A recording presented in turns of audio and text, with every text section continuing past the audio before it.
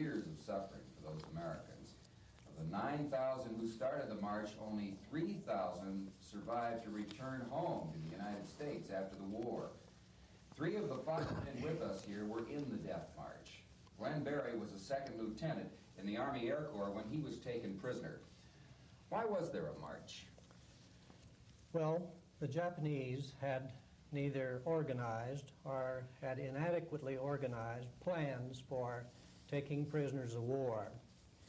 So as we had retreated as far into Bataan as we possibly could go, then the only thing left to do was to surrender.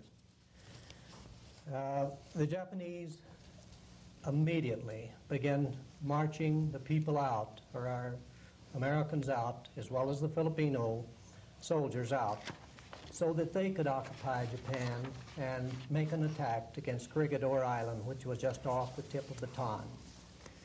Our march began, and as said earlier, 5 days without benefit of food or water. They were brutal. Along the way, I saw many men who had been executed and pushed off the side of the road. In one case, I remember seeing a man who had been beheaded. How, I do not know. Some men even took their own lives. I remember one person I knew well, a full colonel, was quartermaster at Fort Stotzenburg, took his own life as we crossed the bridge. He had had all he could take. He simply ran, dove over the edge of the bridge into the rocks below. I remember so well on the 5th day as they fed us our first little morsel of rice. The man just in front of me opened up his mess kit, and there were a few little grains of rice that perhaps he'd had no chance to wash his mess kit, or where he got it, I do not know. But the Japanese saw that, started yelling and screaming at it. The man started to run. He caught him with his bayonet and took his life for such a simple thing as a few little grains of rice. Why so much brutality? The war had only started.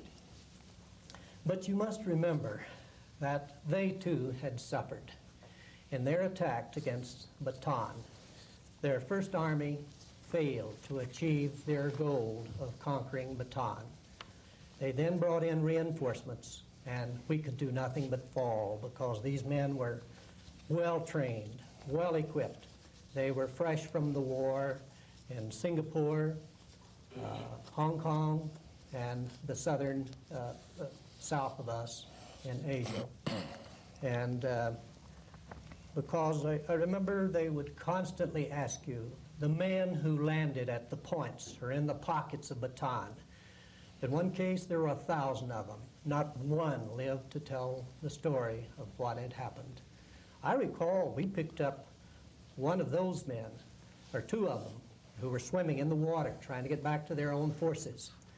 And as we interrogated him, we found a medical kit on that man that was taken from the USS Merrick, a mercy ship that we had sent them. I believe it was back in about 1926. And he was carrying that medical kit back against us in time of war. So if you knew anything that happened to those men, or if you had anything on you that they found that would indicate was taken from them, your life right then was in danger. The Japanese didn't really have a concept of keeping prisoners and taking care of them, it sounds like to me. You are correct. Remember, the Japanese soldier was taught never to surrender, and our surrender undoubtedly came as a real surprise to them. And since they were unorganized, they simply did what they had to do on the spur of the moment.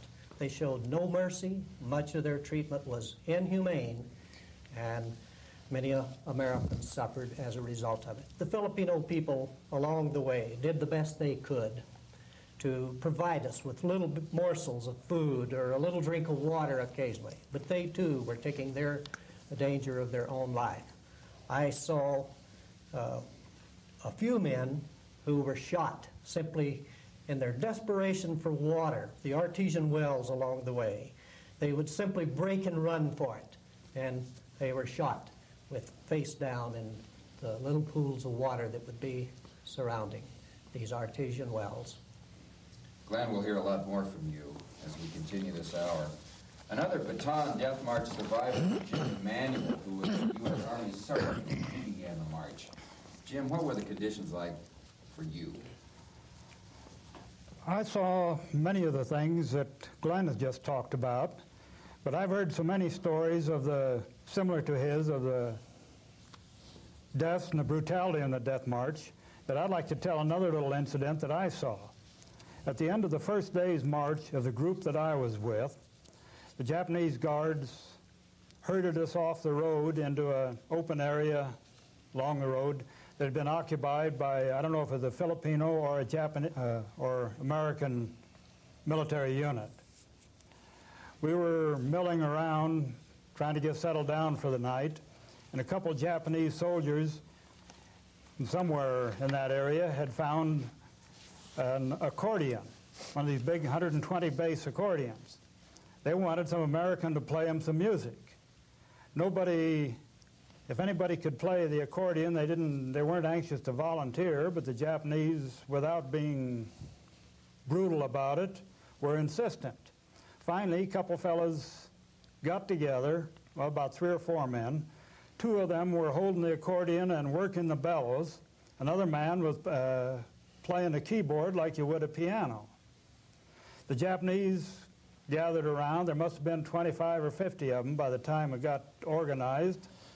And they were calling out music, songs, popular songs that they wanted these guys to play. This went on for about a half hour. Finally broke up just kind of by mutual agreement, I guess. The Japanese guards then scavenged around through the woods, through the jungle there, dragged out a lot of blankets, shelter halves, canvas tarps and what have you, covered an area probably 100 feet square on the ground, and indicated that's where we were to sleep that night. So there was some humanity there in your captors. They felt good about you at that point. There was then, yes. Music soothed the savage beast at that point. Yeah. What other incidents, though, do you remember when it was very different?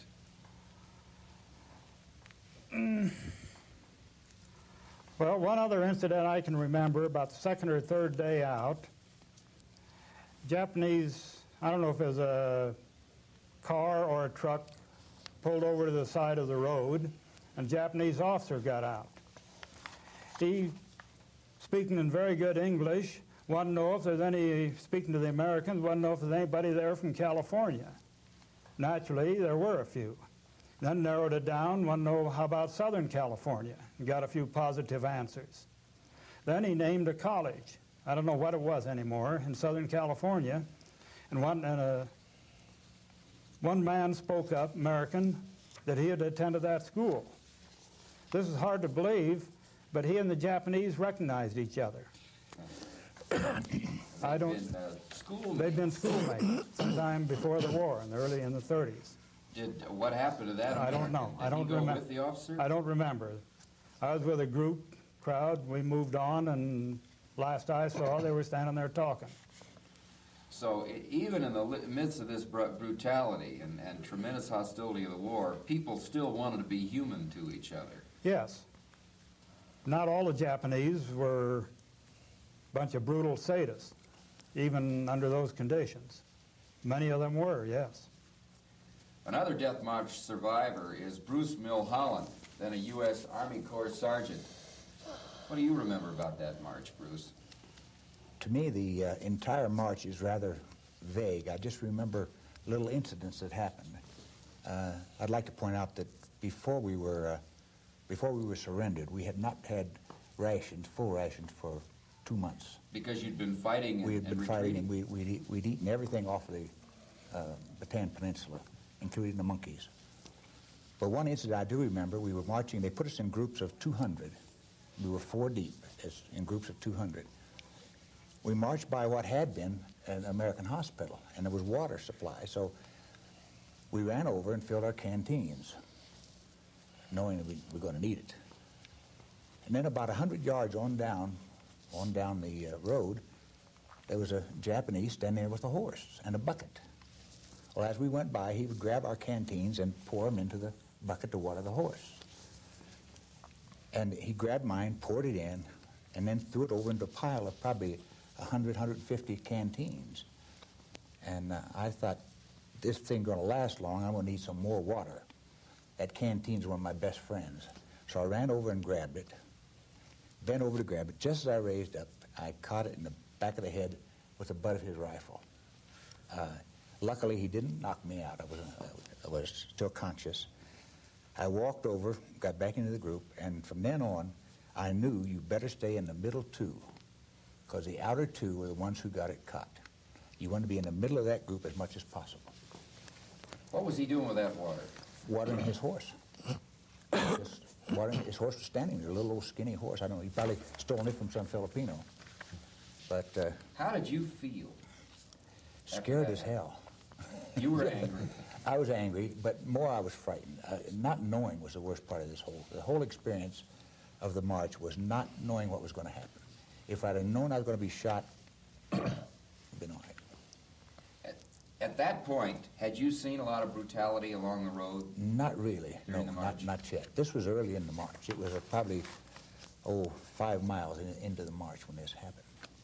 So after that, I take it that you don't have a lot of other recollection? No, I had been hospitalized before we surrendered for malaria.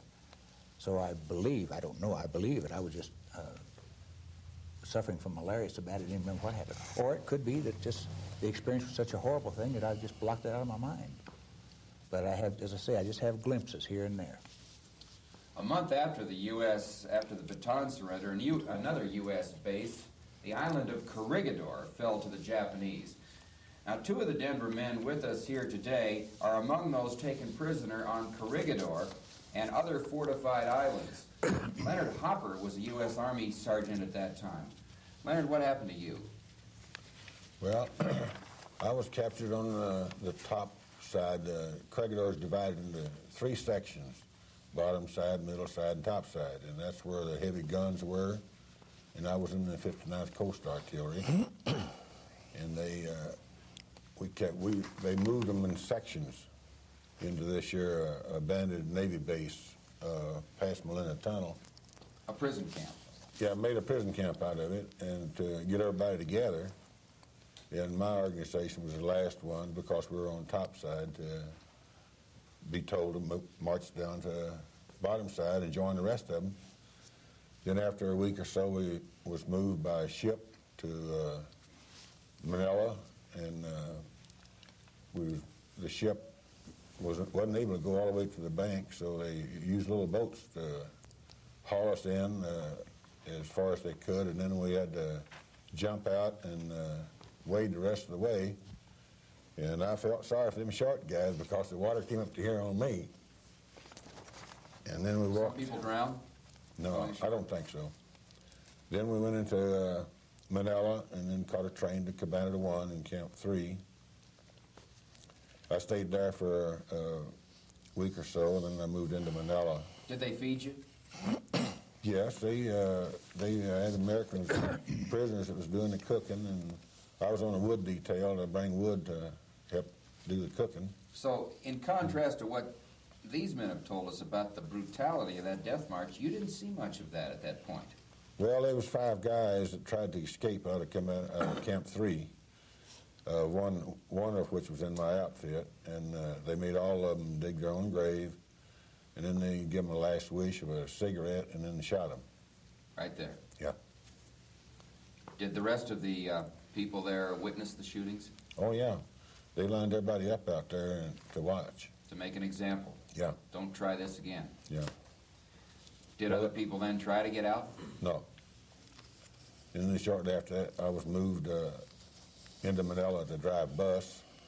That lasted about a week, and then they moved me back into camp. Now, Manila, in the Philippines, was, of course, an occupied country that had been conquered by the Japanese. Yeah. So you had a fairly friendly population. Yeah. Because they knew that you were a U.S. Prisoner of war. Right. Could you get help from the people in Manila? Yes. When at nighttime we'd get our rice rations, well, we'd sneak it on the fence, and Filipinos would take it and bring back American food. Oh, trade your food for theirs. Yeah, but this only lasted about a week or so, and then they moved us out. They moved out all the occupation forces. That's what was there at this camp where I was at in Manila, was occupation. So they moved them out, and then we went back to Camp 1, and that's where I helped Milhausen and burying the dead for one day. And that was a pretty brutal shock to you, wasn't it? Yeah. Considering the things that had led up to. Yeah. Because you've been pretty well treated. Yeah. But now you were into a different situation. Different situation. And I was in pretty good health at this time. I hadn't been starved like they were in the camp. Were you surprised to see the condition of the men like Bruce? Yeah. And I was on a burial detail one day, and the following day I was busy putting up light posts that had been blown down. This was in typhoon season also when we were there, and heavy rains and winds. How did you feel having to dig graves to bury fellow American soldiers? Well, I actually didn't have too much time to think. You just had to do what they told you to do, digging these trenches, ditches, and because they stood right over you with a bayonet. Did you see people shot and bayoneted if they didn't go along at that point? No, everybody was seeing me like was cooperating with them. And you dig a hole 3 feet deep and 12 feet wide, and then just fill it up and then cover them up. Cover up the bodies. That's a pretty shallow grave, just 3 feet. Yeah. And so would dogs dig into those and so forth? Well, I didn't see any of it myself because a day or so later they asked for volunteers to go to Manila to stevedore, and I volunteered. And when I got back to Manila, I found out I wasn't sent there to stevedore. I was put on a copra ship. And what's a copra ship? That's dried coconut. Of course, no one knew this at the time. The ship was sitting there loaded, and there was 50 of us. They picked out to go to this here ship to stevedore, we thought. But when we got there, they put us on board this ship and turned it around, and they had destroyers and submarines, escort, and that was in September of '42. And then they took us to Japan and went into Moji, and we got a train into Osaka, and I was in Osaka, headquarters camp. What did you think, being in Japan, a nation that was at war with the United States, what could you see of that society at that time? Well, I just don't know how to explain it. We worked daylight till dark, and we had to march to and from our work, unloading ships of coal, graphite, beans, and stuff like that. And you were a slave laborer, yeah, basically. Yeah. We was paid 10 sen of Japanese money. Oh, they paid you? Oh, yes. I got a lot of money. So your care and conditions were not too bad. It took 1,500 yen to make $1. And they paid you 10 sen of that money for a day's work. Not 10 cents American money, 10 cents of their money for a day's work. And if you had a toothache, if anybody had a toothache, it cost $5 to pull that tooth. They didn't fix it, they pulled them. And everybody in camp had to pitch in order to get enough money to pay that doctor that $5 to pull that tooth. Get enough food, though? No, you got 750 grams of food per day if you worked. And if you didn't work, they cut your ration in half. So that's where the stealing came in, where everybody had to steal to survive. Let's talk some more about that later, Leonard, about people under duress. Now let's talk to a Denver area doctor, Lloyd Goad, who was Captain Goad when he was captured. What were conditions like when you were moved to Japan, Dr. Goad? As everybody has intimated, simply the answer is bad. There are three, aside from the usual problems of hunger and thirst and vitamin deficiencies, the other problems that were quite prominent were those of depression, frustration, and anger. Depression I remember an Army PFC came to me one day complaining of being ill, and he had no family to write to, no friends in the world, and would I give him something to put him out of his misery. This was the first time I'd ever faced the problem of euthanasia. Did you have any drugs at your disposal? At this time, I had nothing but the clothes on my back. Did the Japanese know that they had a doctor here? Yes. As a prisoner? Yes. But they didn't utilize you? They organized the camp into 3 sections, and we had 2 doctors that went through the motions of holding sick call every morning, which amounted mostly to giving out advice and sympathy. What advice did you give to the man who wanted to die? Hang in there. What did he say? I never heard the outcome or his outcome. You must have been pretty depressed yourself. Everybody in camp was depressed, and then the frustration came up. The work parties were continually running into beatings. Those of us who stayed in camp or were not permitted to work spent our time waiting for the next rice ball of rice. Between times, you had nothing to think about or to do. You'd already talked out all your experiences. You still had nothing to think about or to do. Did you see a lot of people dying in the camp in Japan? The death rate was, at least at our camp, and I think our area, was relatively low. Most of them were a result of injuries, on-the-job injuries. How much longer after you had been captured at, I believe it was Fort Frank? Right. Yes, which was near Corregidor, a little island. Across the bay from Corregidor. Yes, that's in the Philippines. Correct. How much later was it that you were actually moved to Japan? Approximately 6 months. We left the Philippines in November and got to Moji, Japan, approximately Thanksgiving Day of November of '42. Had you gone through a lot of hardships during that 6 months before you arrived in Japan?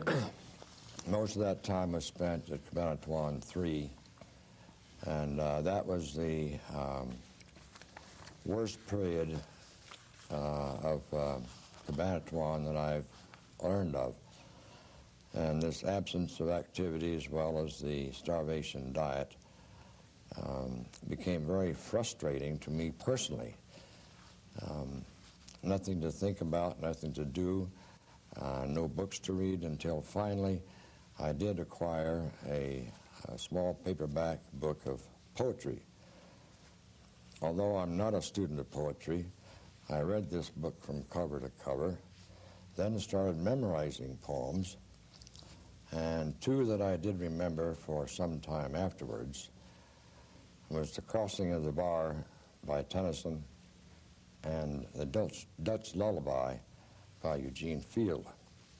You find yourself reciting those poems today? Finally, I've lost my memory for poetry. As we've already heard, all of these men suffered incredible hardships, torture, disease, malnutrition, and the terror of transport ships known as hell ships. Glen Berry, we'd like you to tell us about some of your experiences aboard those hell ships. Well, actually, as I said earlier, made the Death March. I was in numerous camps: O'Donnell, Cabanatuan, Davao in the Southern Islands, Bilibid in Manila, finally transported to Fukuoka, near Moji in Japan, and finally wound up in Korea. During this time, I was actually transported on 5 of their ships. 2 of them would have to be considered as acceptable. It was during the war when the Japanese were still winning. But as MacArthur began to fill his promise, General Douglas MacArthur would begin filling the promise, I shall return. They had occupied several of the camps, or several of the southern islands, and up to some of the middle islands. The Japanese immediately, or in late 1944, in December, started moving many of their captors to Japan. Here is where the hell ships really began, and a hell ship means just what it says. Conditions aboard them were like a hell on earth. I remember the first one I was on. I can name the ship, the Orioka Maru. The first night out, they buttoned the hatches down on us and covered it with a tarpaulin, except for maybe one narrow board was left open. And the tropical heat that night, the temperature rose inside of that ship to perhaps 120, maybe 130 degrees. The oxygen was soon moved up. We were so crowded in there that there was not even room to sit down. You'd have to take turns, some standing over others while they would sit down. They gave us no water the first night. And I remember as the night wore on, men went out of their minds from the heat, from the lack of oxygen. They lost absolute control of themselves. Would other men try to restrain them? The best they could, but it was so dark in there you could not see hands before you. You could see nothing. All you knew was men began moving and crawling like worms in a can, crawling over you, and you were constantly trying to keep them off. That night, and this is hard to say, but it is true, men were mad. They began to howl. They began to scream. They began to crawl about in search of water, in search of air. And actually, men turned to vampires on that evening. There are several cases where they would cut the arms of another man, not knowing who it was, and would attempt to drink his blood. This is hard to say, but it is true. On that night, some Americans murdered other Americans. Remember, they're out of their minds. They don't know what they're doing. We did get through that night. The next morning, there were approximately 30 men who had died during the first night out. They opened the hatch. No, it became daylight, and there was a light. You could see what was going on. They did open the hatches some. We could get some air then. But then the next day, the Americans spotted this convoy of 16 ships, and they attacked it, not knowing we were aboard. All day long, they bombed and they strafed it. They hit our ship twice with a bomb during the day. And there were several men killed from those bombings on that first day. Come about dark, we were hit with another bomb, and our ship began to lisp, and it struck a sandbar.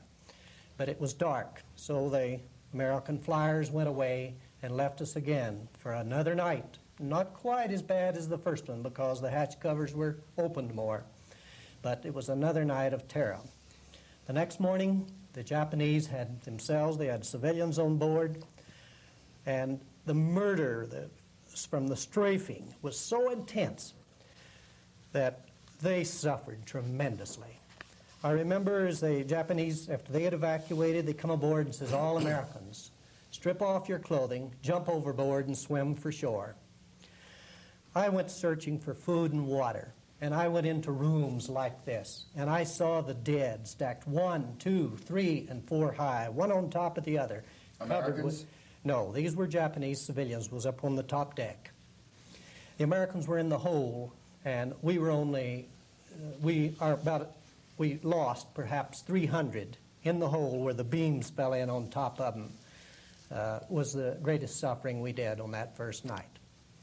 And just as we reached the top of the deck and started overboard, here 3 of the American fighters were in a dive on that ship. But we waved at them, and they recognized us, being white, I suppose. They wiggled their wings, I recognize, climbed back up to altitude until we had all gotten off the ship and swam ashore. And as we swam ashore, only about 500 yards perhaps, the Japanese picked us up again. They kept us there for quite a while, and one day they suddenly came in and started us back to board us another ship. This ship had shipped horses previously. They had not bothered to clean it out. The straw, the manure, the filth, the stench in that, is unbelievable. But we occupied it and started for Japan again. We arrived in Formosa, and we're sitting there in the harbor just at anchor. The American B-25s flying out what I believe was China hit the ship again. Again, the beams fell in, killed several hundred more Americans. And after several days, they dropped a net down in. We loaded the dead into the net. They put them on barges and took them away. But anyway, they loaded us on to a third ship and started for Japan after a few days. Now, this is 1 month has passed, and we've only gotten from the Philippines up to Formosa, a distance of normally perhaps 2 to 3 days travel on a slow ship. This ship conditions were again horrible. It was winter time. Ice formed on the deck. Many men had no clothing. I had gone overboard with my clothing because I was sure we would not get more. And I will say that did a lot towards getting me through the horrible days of freezing, because every night we'd look around, the dead would be 20 to 30 had frozen to death during the night. They simply would pull them up and toss them into the sea for burial at sea. Finally, when we arrived in Japan, almost 6 weeks later, of the 1,619 men who started that trip, we arrived there with about 325. 50 of them died soon thereafter because of the conditions in which they had suffering. I personally, when I climbed the ladder, I was able to do it, but I collapsed. And all I can remember is some American POWs that were already in Japan met that ship. And when I woke up, I was inside of a prison camp in Japan. You must have been asking yourself, why me? Of 300 who survived out of 1,600, why me? Many times, but there were many times too when the death and the suffering and the inhumanity was so intense that we just almost wish the end would come for us. The suffering was practically intolerable. There must have been a total breakdown of order. You were an officer. Yes. There were maybe higher ranking officers than you. Yes. In that madness in the hole, did anybody have any sense of control or reason over the rest of the men? Yes. Not from a rank standpoint, but leadership rises sometimes from unexpected sources. I remember the first night out, the howling, the screaming, the crawling. I could name the person who climbed the ladder part way up and said, we're in this together. We either cooperate and some of us will live through it. If we don't, we're going to die, either at the hands of the Japanese or at the hands of some other American. And there was a minister. He began to pray. He got the attention for a little while, but the madness would soon set in again. But it did have somewhat of a calming effect. And after so long of a time, there was some semblance of order maintained. Not because of rank, but because of someone could come forward with some kind of leadership that would work. Bruce Micholland, I see you're sitting there thinking and recalling that you too were on a hell ship. I thought mine was bad till I heard Glen. Shortly after the war, after we were surrendered, they took 1,500 of us, and we were going to go to Manchuria. And they were all people who they thought were mechanics. Now that's China. That's northern China, Manchuria. Yeah, northern China. And the Japanese had controlled that since, I think, 1935. Now we should explain, the Japanese had been at war with the Chinese for about 10 years before they went to war against the United States. Yeah. So they occupied a great deal of China, including Northern Manchuria. China, yes, right. Yes. So you were taken to a prison camp there on a hell ship. Yes. They said 1,500 of us they put on board. And again, it took us 30 days to get to Korea, where they took us off and put us on a train. But the things I remember, are a few vivid, silly little things you remember. You got your turn to lay down. And I remember laying there looking up, and there was a rafter going overhead, and the place was just full of lice. And I remember a louse crawling across and dropping down onto me. and I didn't even have enough energy to get up and pop him because I didn't want to move. My spot was warm, and I wanted to stay there. Who gave you the chance to lay down? Were the Americans We taking turns? we or the organized Japanese? that ourselves, yeah. Yeah. You had to be organized. There was standing room only aboard that ship? Half could lay down and half could stand, yeah. And when we finally got to Formosa, stopped, that's Taiwan, and started back out, and I was resting at the time. It was my turn to lay down, and I heard the fellows on the top side screaming, and an American submarine had come up and released 2 torpedoes at us. And luckily, they were at extreme range, and the torpedoes kind of fluttered and sunk just before they got to our ship.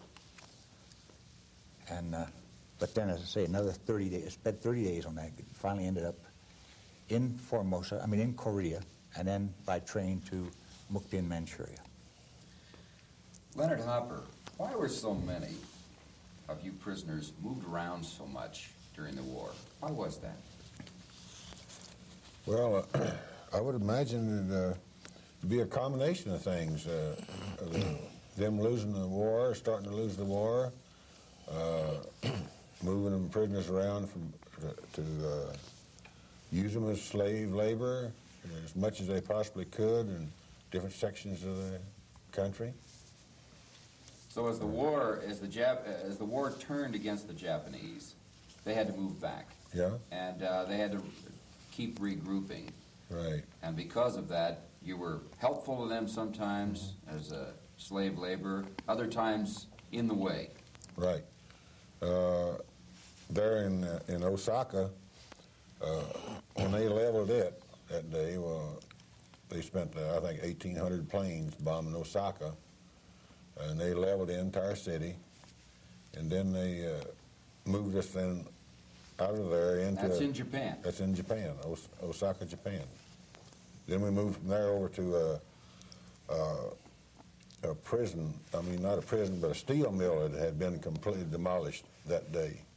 And we stayed there overnight, and then, of course, the next day we moved by train to Fuseki, Japan, where remained until the end of the war. Dr. Goad, as you look back not only on your experience, but as a prisoner of war, but you think of the experience of others, what long-range physical and psychological effects have you seen? I think the biggest problem has been the psychological effects. There are still a number that have the after physical effects of malnutrition.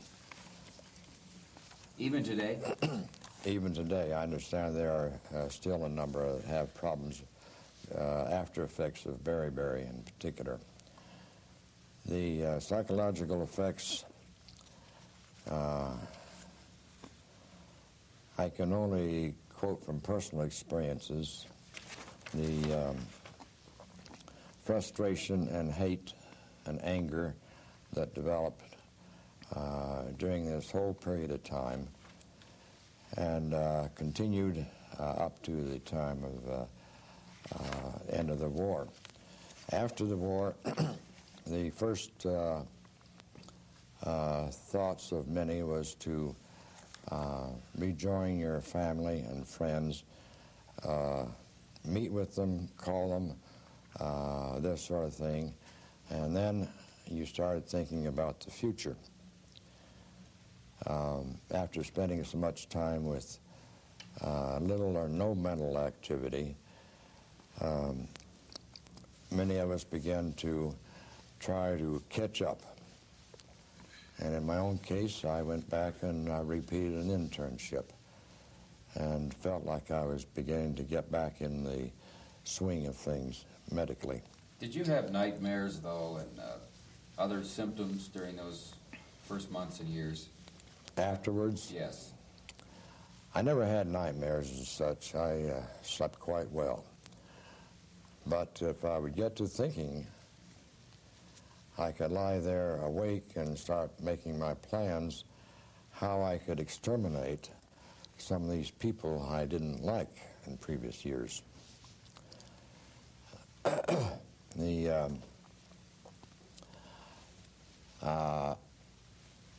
the anger permeated so much of our thinking.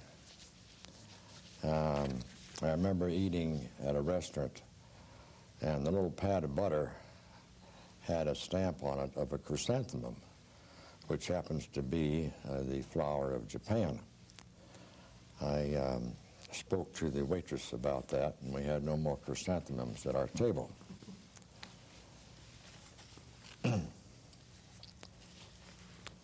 You've seen some men that came back from this, so, well, you describe them as a basket case, psychologically. Just never really could adjust from the things that happened to them. Why was it some could adjust and some couldn't?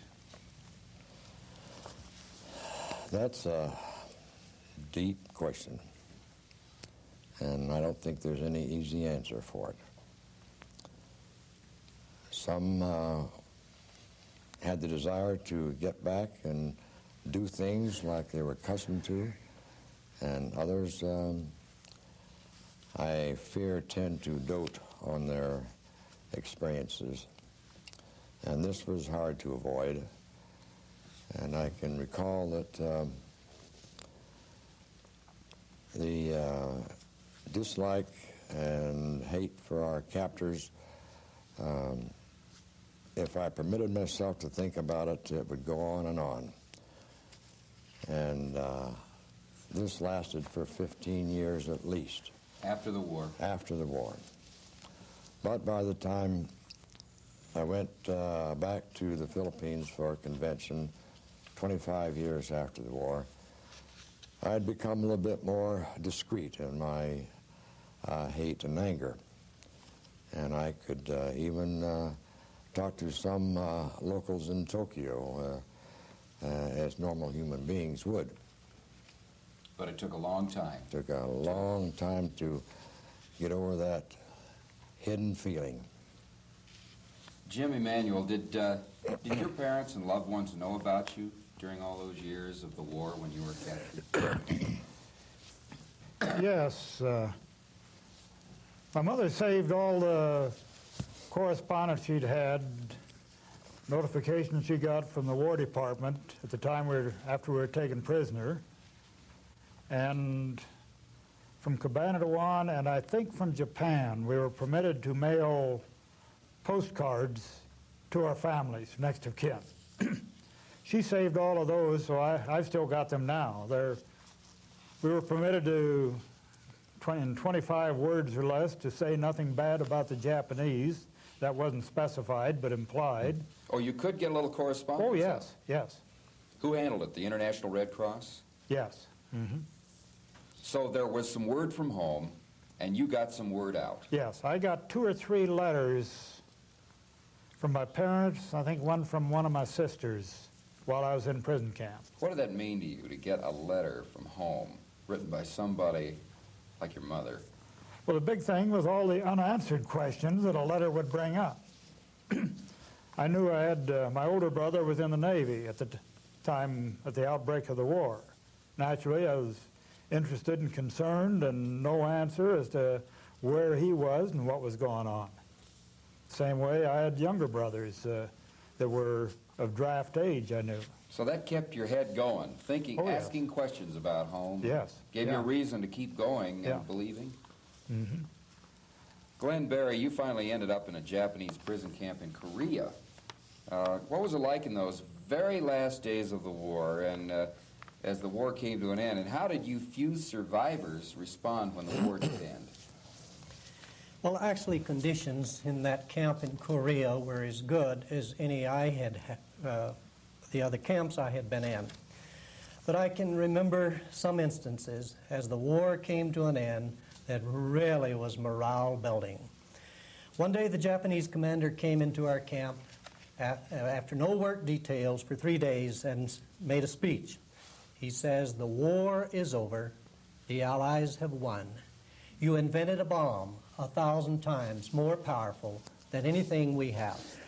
With that, he pulled out a beautiful American flag, folded, triangular, like our own retreats, handed it to his NCO, says, "Raise the American flag, lower the Japanese flag, from the flagpole in the middle of our camp. When he did that, that city of Incheon came to a halt. In Korea? In Korea. They faced that American flag with reverence, real reverence for a long period of time. They, too, were allies of the Americans. They were allies of the Americans, and they had been under the Japanese occupation forces for a long while themselves, and they felt, I believe, their freedom was coming at last. I remember, too, so vividly, just 3 days later, approaching our camp was 3 of the largest aircraft I had ever seen. I was in B-17s when the war broke, but through American technology, they had come up with the B-29. The bomb bay doors opened, and as they approached our camp, out come tumbling some huge crates. Oh, I tell you, we started scattering. We thought, not being bombed again after the war is over. Back up one moment. After the Japanese commander surrendered, he pulled his sword. We thought he was going to commit hara-kiri, but he handed it to the American commander, very military, says, "I hereby surrender to you." But back to the planes approaching. As these huge crates came out, suddenly a parachute opened, and the panels were red, white, and blue. I tell you, those flyers there had the 2,000 men in our camp, had a cheering squad of 2,000, and believe me, they returned American pride to us. We were glad to be an American from that standpoint on. You'd gone through a lot of despair, and I suppose some men, no longer believing their country, would come to their rescue. It seemed as though the end would never come, but we always held out a hope. Always. I did, and I believe that's where some men failed. They gave up. Leonard Hopper, a minute ago we were talking about the commanding officer at that prison camp, at Glen's camp, saying, "You Americans invented a bomb so powerful that we can't fight you anymore." You were at a prison camp in Japan, very near Hiroshima. I'm over here. I'm sorry, Leonard. Tell us about seeing that bomb actually explode near your camp. Well, we were all in camp, and we was getting ready to go to work or something. I forget now what it was, but anyway, we heard this rumble, this huge rumble, like an earthquake. Did you see a flash of light first? We saw the big flash of light up through the center, then of red, and then the white and gray come up around the outside of it. And, of course, we didn't know what it was at the time. Nobody ever told us anything about dropping a bomb. We seen no planes or anything. Of course, the planes already dropped the bomb and was gone before we even knew about it. And it looked like it was a explosion over in the next field from our prison camp. And then, How far away from Hiroshima were you? I was in Fusiki. The Japs said it's between 75 and 100 miles from Hiroshima. And it looked like the explosion was just in the next field from you. Yeah, it looked like maybe a half a mile or right around a half a mile from us, what it looked like. Feel a shock wave? Oh, yes. Knock you down? No, it didn't knock us down or anything. And we didn't, well, the next day or two, it seemed to me like when we felt itchy skin, you know, and a lot of dirt, dust coming out of the sky. You had that radiation fallout on you. That's what we found out later, yeah. But fortunately, you didn't have long-term radiation sickness or problems from it. No, not to the best of my knowledge. What did you Americans say to each other after that bomb went off? Did you have any guesses as to what had happened? Well, when the Japanese was talking to us about a big bomb that exploded, but they never did tell us where or anything like that. And then when the Japs surrendered, of course, then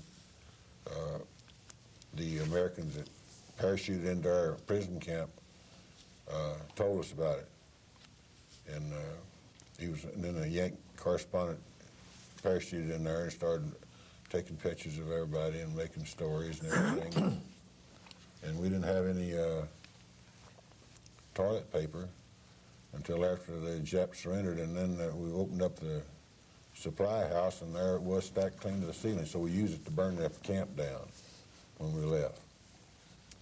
Now, you said Japs, and I noticed that in reading newspaper articles written 20 years ago, that, again, the term Japs was still being used. That was a derogatory term because they were the enemies. We don't use that term anymore. Japanese. And, of course, the Japanese are now our biggest trading partner. What about, I throw this open to everybody, as you think of the Japanese now, who are one of our most important allies and so important to American commerce, and you think of then, how do you balance that all out in your minds? This is an unbelievable situation that the Japanese have accomplished post-war, and with our help, all that they could not accomplish by the invasion of Southeast Asia. So you feel that, in a sense, it's still part of a national Japanese plan? We've all heard the propaganda put out to us, I'm sure that's what it was meant for, that this was the start of a 100-year war. Win, lose, or draw this phase made no difference. It would go on one way or another. And they have dented our economy, to say the least. There's no question that it was economic problems that caused World War II and the conflict between the U.S. and the Japanese. Americans talk about the vicious attack at Pearl Harbor, but in fact, the United States government had put tremendous economic sanctions on the Japanese before that happened. So, with that in mind, you're saying then that the war continues even today. Right. As we lose on the balance of trade with Japan, that there's still a rivalry there. Right. You think we'll ever see armed conflict with the Japanese again? I would doubt that very much. Now it's going to be fought out in the boardrooms and the marketplace.